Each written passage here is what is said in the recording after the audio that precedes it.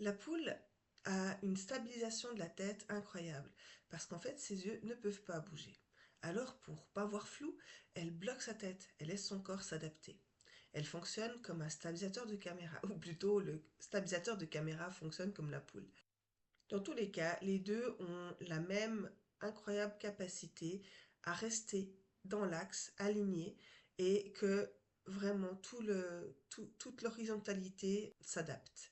S'adapte dans le sens soutient cet axe vertical. Et toi, quand tout bouge, quand tes émotions t'emmènent, est-ce que tu bloques? Est-ce que tu te figes dans ton mental pour essayer d'y voir plus clair? Ou est-ce que tu peux changer de focale, ajuster le regard, t'adapter au mouvement, laisser ton horizontalité, c'est-à-dire le linéaire, le plan humain, s'adapter dans le sens, se mettre au service de ta verticalité, de ton axe.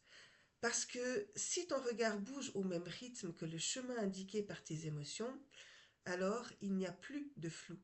Il n'y a plus besoin de stabilisateur extérieur.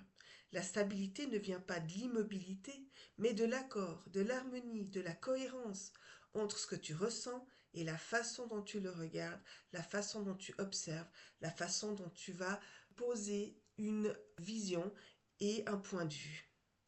La poule bloque sa tête pour ne pas voir flou, elle n'a pas le choix. Mais toi, tu peux bouger ton regard, ton angle de vue.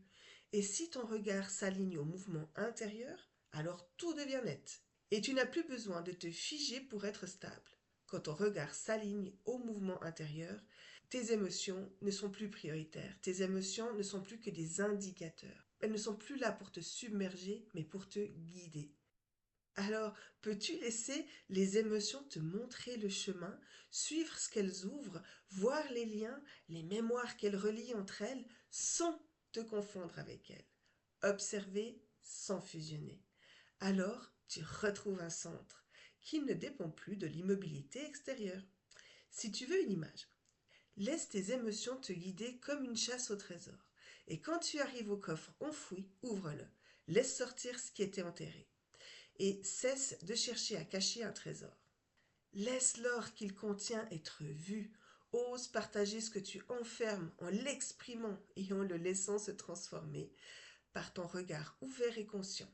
Ainsi, cette énergie enfouie et bloquée, qui faisait si mal, rejoint le flux de la vie, telle une rivière qui coule et rejoint l'océan, pour entrer à nouveau dans le cycle du mouvement de la vie.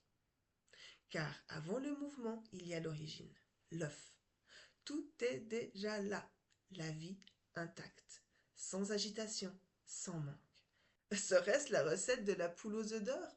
Un soleil doré entouré de lumière blanche, dans une toute fine membrane qui se perce de l'intérieur pour éclore à la vie.